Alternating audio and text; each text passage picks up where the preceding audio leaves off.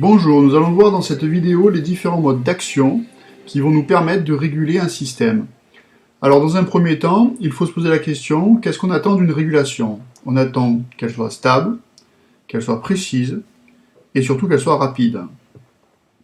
Alors les trois modes d'action qui permettent de réguler un système sont l'action proportionnelle, intégrale et dérivée.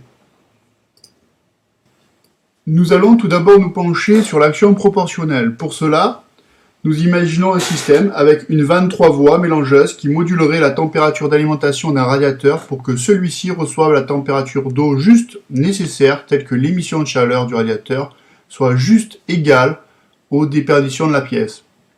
C'est dans ce cas que la température d'ambiance serait stable. Alors on va imaginer une consigne de 20 degrés pour un départ de chauffage à une température ambiante inférieure à la consigne. Donc, en conclusion, il faut chauffer. Cela signifie que nous avons une vanne, par exemple, grande ouverte avec une bande proportionnelle de 3 degrés. Donc on arrive très chaud. À 18,5 degrés, la vanne est ouverte à 50%.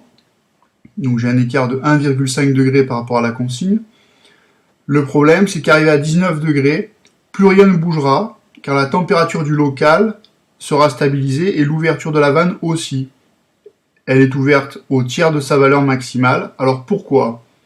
Avec une ouverture au tiers, elle fournit de l'eau à une température telle que l'émission du radiateur compense exactement les pertes du local. La température restera à 19 degrés, et il subsistera un écart d'1 degré par rapport à la consigne. Et cet écart entraîne 33% d'ouverture. Tout est stable et le restera. Il est d'ailleurs impossible que l'on atteigne les 20 degrés souhaités. Si c'était le cas, l'écart serait nul, la vanne serait fermée, le local se refroidirait puisque les déperditions continuent.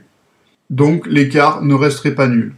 C'est le problème d'une régulation proportionnelle à l'écart par rapport à la consigne. Puisqu'il faut du chauffage, il faut que la vanne soit ouverte, il faut donc qu'un écart subsiste. La température se stabilisera sur 19 degrés au lieu de 20 degrés demandés. Par contre, pour bien comprendre quand est-ce qu'on va utiliser une régulation à action proportionnelle, on peut imaginer le cas suivant, alors une chasse de WC qui ne comporte pas de fuite, les fuites étant les déperditions. Dans ce cas-là, on atteindra la consigne sans déperdition, le système sera stable et donc on peut mettre une régulation proportionnelle. C'est exactement ce que fait le flotteur de la chasse d'eau. Arrivé à la consigne, il s'arrête parce que de toute manière, il n'a rien à compenser, il n'y a pas de perte. Alors on va revenir à notre système où on va être tenté de diminuer la bande proportionnelle de 3 degrés à 1 degré pour diminuer cet écart.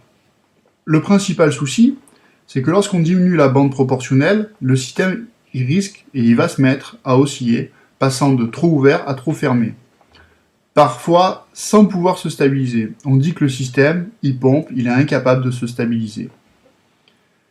C'est pour ça que dans un régime d'eau, on ne met jamais en régulation, quand il y a des déperditions, des systèmes à compenser, des notions à compenser, on ne met jamais une régulation proportionnelle seule.